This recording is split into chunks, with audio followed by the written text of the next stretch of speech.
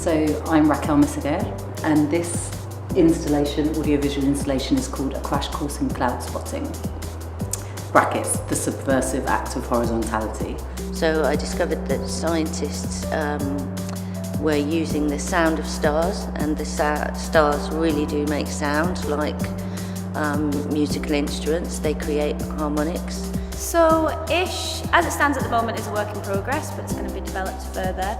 And it's a new piece of dance that's exploring dyspraxia and in-betweenness. This artwork was a development of one of my more kind of traditionally me political ephemeral pieces, and we were given the R&D to transform this into a much more experiential kind of installation. What does R&D mean to my practice? It means being able to play and hopefully make riskier choices than you do if you feel like it's being judged as a final piece. R&D is always vital. You can't move forward in your practice, I don't think. You can't explore new ideas that become exciting works unless you have R&D.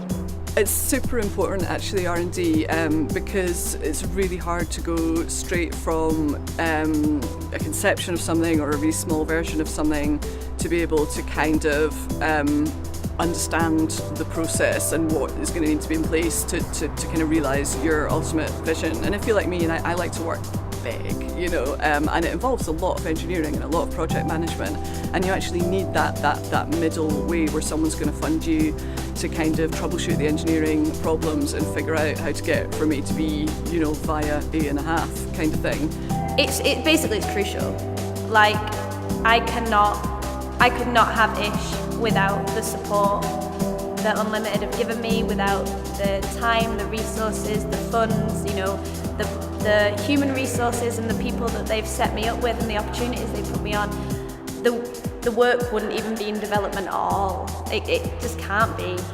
I'm really interested to see what people think today, to test it out again, because we've tested it in a public space and this time we're testing it in a dedicated space, to see which parts of the installation are really speaking to people, which parts of the narrative and the emotional links that we're trying to create, what's landing and what's not, so that we know what to take forward. To have that room to explore without having to produce an end product, and be allowed for your lines of inquiry to go off in different directions, which may lead nowhere, may lead to something serendipitous, or may give you ideas for future projects. So it is really important.